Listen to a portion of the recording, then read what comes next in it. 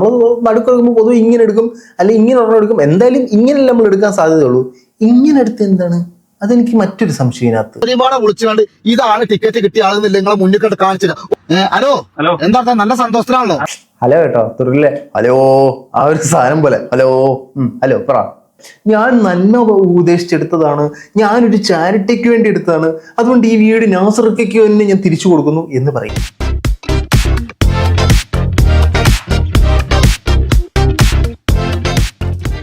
എല്ലാ പ്രിയ സുഹൃത്തുക്കൾക്കും പുതിയ വീഡിയോയിലേക്ക് ഹാർദവമായ സ്വാഗതം. പ്രധാന വിഷയത്തിലേക്ക് കടക്കുന്നതിന് മുമ്പ് എല്ലാ ദിവസവും എല്ലാ വീഡിയോയിലും പറയുന്നത് തന്നെ നമ്മുടെ വീഡിയോ കാണുന്ന നിങ്ങൾ ആരെങ്കിലുമൊക്കെ സബ്സ്ക്രൈബ് ചെയ്യാതെയാണെങ്കിൽ ഏട്ടം പോലെ നോക്കേണ്ട സബ്സ്ക്രൈബ് ആയിട്ട് പക്കനെ എന്നൊരു ക്ലിക്ക് വെച്ച് കൊടുക്കുക.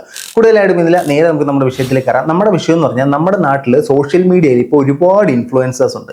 ഈ ഇൻഫ്ലുവൻസേഴ്സ് കുറേ ആളുകൾ പണം കിട്ടിക്കഴിഞ്ഞാൽ എന്ത് കൊണ്ടുപോകാൻ പ്രൊമോട്ട് ചെയ്യുന്ന ആളുകളുണ്ട്. ചില ആളുകൾ എത്തിക്കലായിട്ട് ഇത് ചെയ്യാൻ പാടില്ല, ഇത് തെറ്റ്, ഇത് ശരി എന്നുള്ള രീതിയിൽ ചെയ്യുന്നവരുണ്ട്.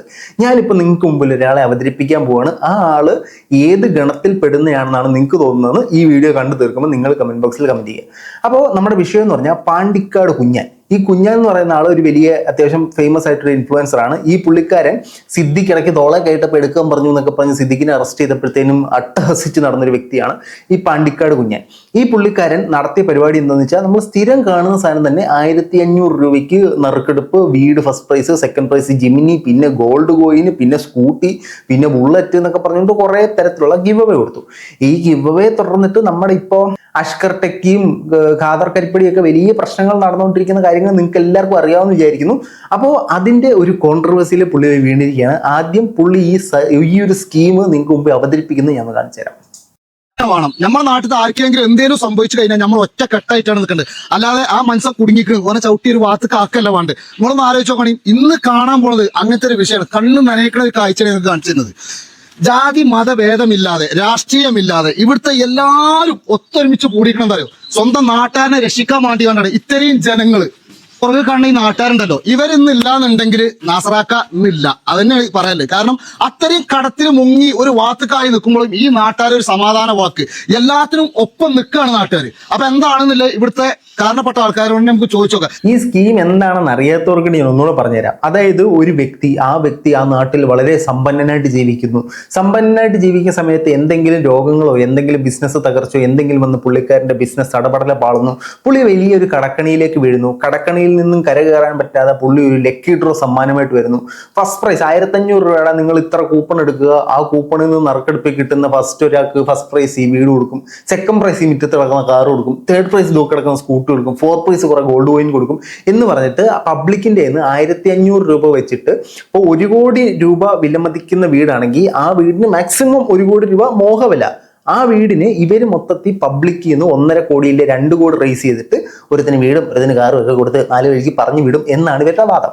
ഇതിന് ഒരുപാട് പ്രശ്നങ്ങളുണ്ട്. ഇതിന് മറ്റേ ലക്ഷറി ടാക്സ് ആരാ അടയ്ക്കേണ്ടതെന്ന് അറിയില്ല. എന്തായാലും ലക്കി ഡ്രോ കൊടുക്കുന്ന ലക്ഷറി ടാക്സ് അടയ്ക്കത്തില്ല. അത് ഈ ഗിഫ്റ്റ് ടാക്സ്, ലക്ഷറി ടാക്സ് അല്ല, ഗിഫ്റ്റ് ടാക്സ് അടയ്ക്കത്തില്ല. ഗിഫ്റ്റ് ടാക്സ് ഈ ഗിഫ്റ്റ് കിട്ടുന്നവൻ അടയ്ക്കേണ്ടി വരും. എന്നാൽ എങ്ങനെ നോക്കിയാലും ഇത് ഗവൺമെന്റിനെ വെട്ടിക്കുന്ന ഒരു സാധനമാണ്. ഈ ലോട്ടറി ഗവൺമെന്റ് നടത്തുന്നതല്ലാതെ മറ്റെല്ലാ ലോട്ടറിയും കേരളത്തിൽ ലീഗലാണ്. ഇവർ കൂടുതൽ ഇത് ചെയ്യുന്നത് കർണാടകയിലാണ്. കർണാടകയിൽ ലോട്ടറിയേ ഇല്ലീഗലാണ്, ലീഗലല്ല, ഇല്ലീഗലാണ്. ഓക്കെ, അപ്പോൾ ഈ ഒരു സംഭവത്തിൽ ഇതുപോലെ 1500 രൂപ വെച്ച് ടോക്കൺ മേടിച്ചിട്ട് കുറേ ആദ്യം ഒരു ഡേറ്റ് പറയും. ആ ഡേറ്റിൽ നമ്മൾ വിചാരിച്ച ഫണ്ട് ആയില്ല, നമ്മൾ ഇദ്ദേഹത്തെ സഹായിക്കാനായിട്ട് വീണ്ടും നമ്മൾ ഫണ്ട് മാറ്റുവാണെന്ന് പറഞ്ഞ് ഡേറ്റ് മാറ്റുവാണെന്ന് പറഞ്ഞ് അടുത്തൊരു ഡേറ്റ് വെക്കും. അങ്ങനെ പല ഡേറ്റുകൾ വെച്ചിട്ട് ഇവർ നറുക്കെടുപ്പ് നടത്തി. ഈ നറുക്കെടുപ്പ് നടത്തുമ്പോൾ പുള്ളിക്കാരൻ ആ സാധനം ഒന്ന് എടുക്കുന്നത് നിങ്ങളൊന്ന് ശ്രദ്ധിച്ചോണേ. അതിനകത്താണ് കോൺട്രവേഴ്സി ഫുള്ള്.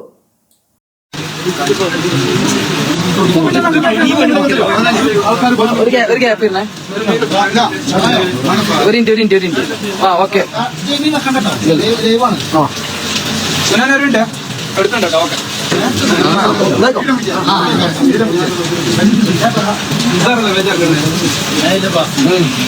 പുള്ളിക്കാരൻ വളരെ ജെന്യൂനായിട്ട് ഫ്രണ്ടും സൈഡും എല്ലാം ഒന്ന് ഷഫിൾ ചെയ്തിട്ടാണല്ലോ നമ്മൾ ലക്കി ഡ്രോ എടുക്കാനായിട്ട്.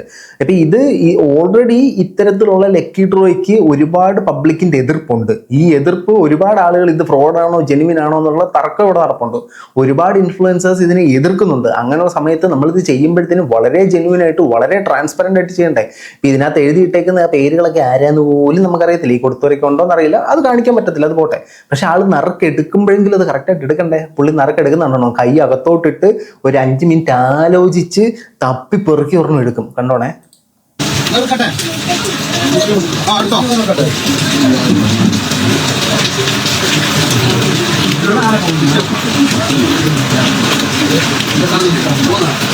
ഇത്രയും സമയം ഒരു കൂപ്പൺ നറുക്കെടുക്കാനായിട്ട് വരുമോ എന്നുള്ളതാണ് ഇതിനകത്ത് ഉയർന്നു വന്ന ഒരു ചോദ്യം.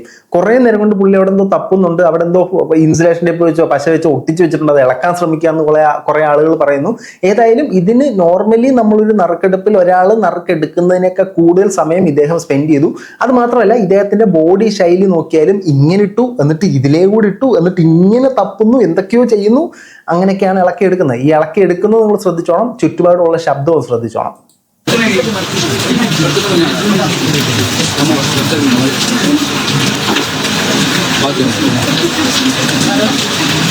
മുഹമ്മദ് സാഫി വയനാട്. സാഫി അല്ല ഷഫി. പുള്ളിക്കാരൻ നറുക്കെടുത്ത ആളെന്ന് പറഞ്ഞാൽ മുഹമ്മദ് ഷാഫി വയനാടിനാണ് നറുക്കെടുത്തത്. ഇനി മുഹമ്മദ് ഷാഫി വയനാടിനെ വിളിക്കുന്നത് കേൾപ്പിക്കും. ഓൾറെഡി പുള്ളിയുടെ മൈക്കൊക്കെ കാണും, സൗണ്ട് നമുക്ക് വ്യക്തമായിട്ട് കേൾക്കണം, പക്ഷേ സൗണ്ട് നമുക്ക് വ്യക്തമായി കേൾക്കില്ല. അപ്പൊ ഫസ്റ്റത്തെ ഞാൻ എടുത്തിട്ടുണ്ട്. രണ്ടാമത്തെ തുടങ്ങി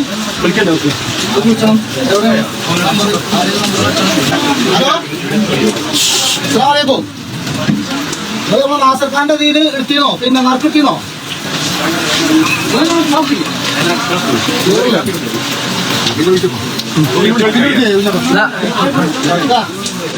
അടുത്തത് ജിമ്മിയാണ്, പിന്നുള്ളത് ബുള്ളറ്റ് ആണ്, പിന്നുള്ളത് ആക്റ്റീവ് ആണ്, പിന്നുള്ളത് പിന്നെ 5 ആക്ക് സ്വർണ്ണ നാണയമാണ്. ഓക്കെ, അപ്പൊ ഇതാണ്. അപ്പൊ ഇങ്ങനെയാണ് നറുക്കെടുത്തത്. ഈ നറുക്കെടുത്തതിനകത്ത് ഒന്നാമത്തതാണ് വീടാണ്. അതാണ് ഏറ്റവും മൂല്യമേറിയ സമ്മാനം. ഈ സമ്മാനം പുള്ളിക്കാരൻ തന്നെ എടുത്തു.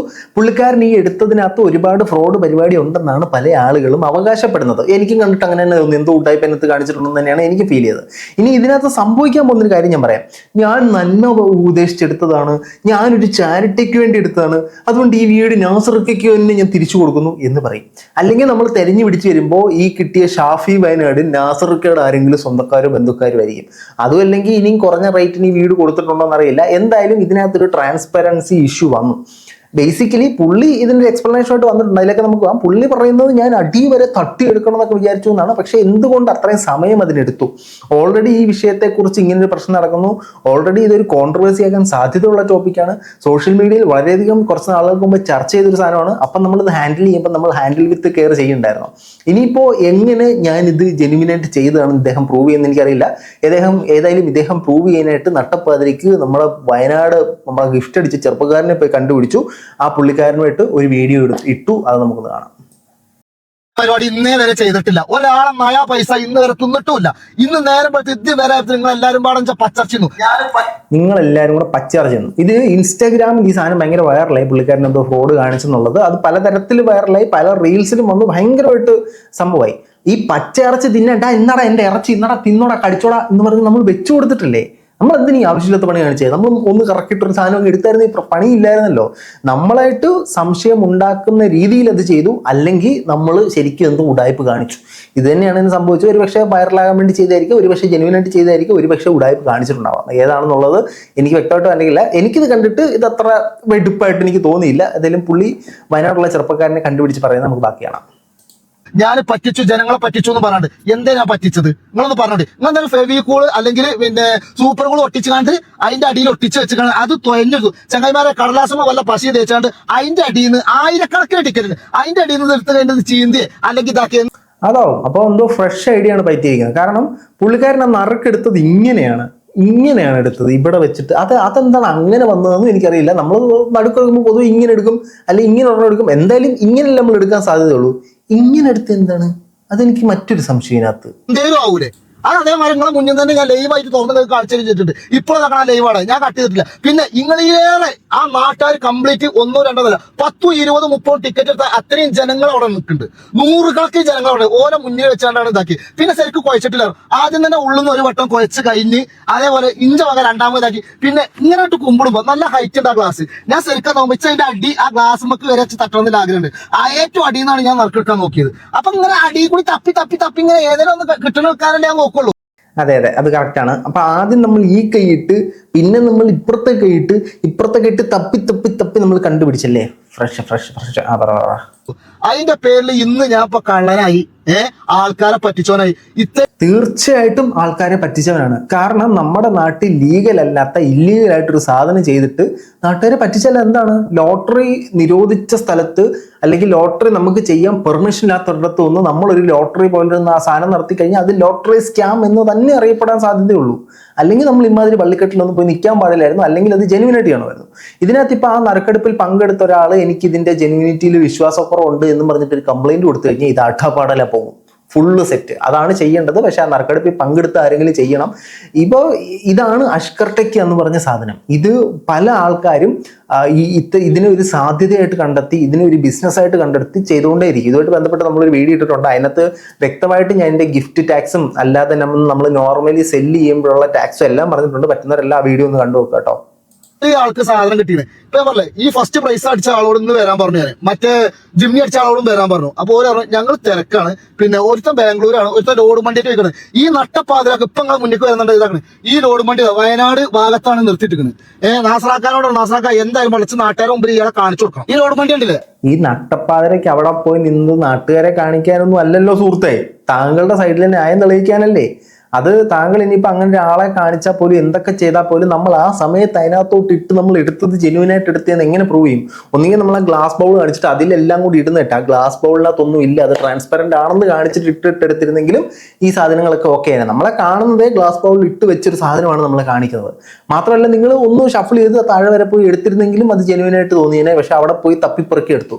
രണ്ട്, നിങ്ങളാണ് ഇതിന്റെ പ്രൊമോഷൻ ചെയ്തത്, നിങ്ങളാണ് ഇത് ഫുള്ള് ചെയ്തത്. അപ്പൊ നിങ്ങൾ തന്നെ നറുക്കെടുത്തത് തന്നെ മറ്റേ ഞാൻ നറുക്കെടുക്കുന്നു കമ്പനിക്ക് അടിക്കുന്നു, ഈ സാധനം കമ്പനിക്ക്, ആ ഒരു സെറ്റപ്പ് പോലെയാണ് അത് കാണുന്ന എല്ലാവർക്കും ഫീൽ ചെയ്തത്. നാട്ടുകാരെ തെറ്റ് പറയാൻ പറ്റത്തില്ല. അപ്പൊ ഓര് പറഞ്ഞത് ഞങ്ങൾക്ക് 2 ദിവസം കച്ചവടം വരാൻ പറ്റൂലാണ്. അപ്പൊ ഇഞ്ച ഭാഗം ക്ലിയർ ആക്കാൻ വേണ്ടിയാണ്ട് നിങ്ങൾ എവിടെ ഉള്ളത് ഞാൻ അങ്ങോട്ട് വരാറുണ്ട്.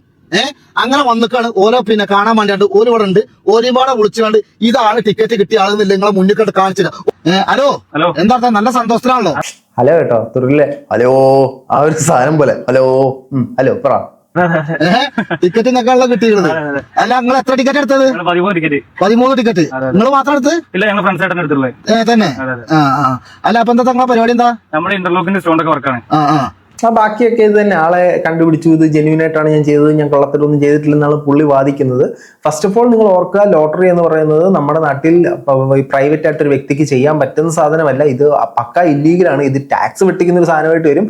സോ ഈ 1500 രൂപയ്ക്ക് വീട് കിട്ടും, നാട് കിട്ടും, കൂട് കിട്ടും എന്ന് പറയുന്ന സാധനത്തിലേക്ക് നിങ്ങൾ പോകാതിരിക്കുക. ഇൻ കേസ് അങ്ങനെ കൊടുക്കുന്നുണ്ടെങ്കിൽ അത് നിങ്ങൾ ചാരിറ്റി ആയിട്ട് മാത്രം കാണുക. അദ്ദേഹത്തിന് മീൻസ് ഇതിന്റെ ജെന്യൂനിറ്റി തിരക്കിയതിന് ശേഷം മാത്രം കൊടുക്കുക. ഇതിനകത്ത് ബ്ലാക്ക് കയറ്റുന്നുണ്ടോ, എന്താണ് ഇതിന്റെ സെറ്റപ്പ് എന്നൊന്നും നമുക്കറിയത്തില്ല. വിഷം വരെ പ്രൊമോഷൻ ചെയ്യാൻ പറഞ്ഞ് കൊടുത്തു കഴിഞ്ഞാൽ പ്രൊമോഷൻ ചെയ്യുന്ന ആളുകൾ നമ്മുടെ നാട്ടിലുണ്ട്. ഇദ്ദേഹം അങ്ങനെയാണെന്നല്ല കേട്ടോ പറയുന്നത്, അങ്ങനത്തെ ആളുകളുണ്ട്. ഏതായാലും ഈ വീഡിയോ കണ്ട ശേഷം, ഈ നറുക്കെടുപ്പ് കണ്ട ശേഷം ഇത് ജെന്യൂൻ ആണോ ഫ്രോഡ് ആണോ എന്താണ് നിങ്ങളുടെ അഭിപ്രായം എന്നുള്ളത് തീർച്ചയായിട്ടും കമന്റ് ബോക്സിൽ കമന്റുകളെ രേഖപ്പെടുത്താം. മറ്റൊരു ആയിട്ടാണ് വരാം. ബൈ.